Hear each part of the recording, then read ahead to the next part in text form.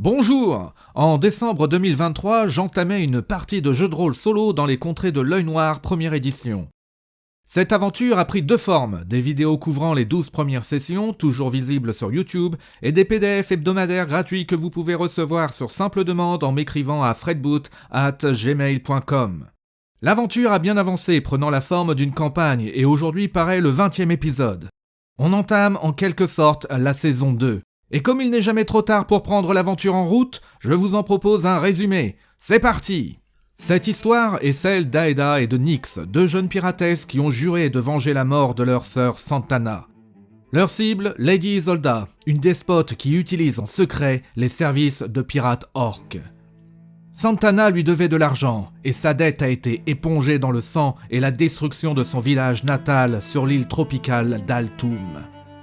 Dans la grande cité-état de Calypso, un élégant nain nommé Daremor Noirlame accepte d'aider nos héroïnes. Le trio tente de rejoindre Talios, le fief d'Isolda, à bord du navire l'Émérillon, mais c'est un échec. Le nain y gagne même de nouvelles ennemies, la magicienne Daralis et ses deux compagnes de route Dune et Richel. Ils atteignent Talios grâce à une autre embarcation, mais une fois arrivés, Aeda est arrêtée sur ordre de Lady Isolda, puis torturée. Daremor la rejoint peu après en cellule. Ils sont tous deux libérés par Nizolos, le neveu d'Isolda, qui souhaite prendre le pouvoir sur sa tante. Contre la liberté et pour sceller le destin de leur ennemie commune, il leur demande de ramener la preuve qu'elle emploie des orques.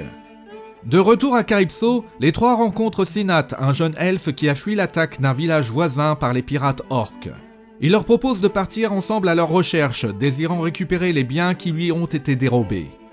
Aeda, fragilisée moralement et physiquement, rejoint le temple de Tylos, le dieu des mers et des vents dont elle est une disciple. Là-bas, une expérience mystique la convertit en prêtresse. De leur côté, Daremor, Nyx et Sinat ensorcellent un orque nommé Rosbull. La créature, devenue parfaitement docile, a pour rôle de témoigner contre Lady Isolda. Mais tout ne se passe pas comme espéré. Aeda, dorénavant liée au temple de Tylos, refuse de rejoindre le groupe, provoquant la rage de Nyx. Daralis et ses deux compagnes retrouvent Daremor et lui tendent une embuscade. Elle blesse grièvement Nyx qui tombe dans le coma.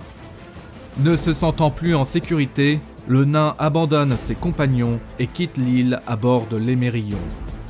Sinat décide de parcourir la jungle d'Altoum accompagné de Rosbull et de retrouver, peut-être, les deux sœurs plus tard.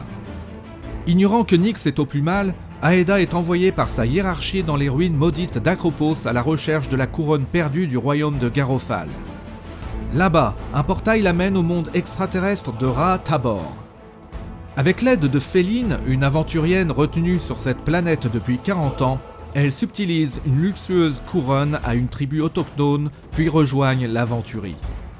Nyx, de son côté, sort du coma, mais se réveille à un prix.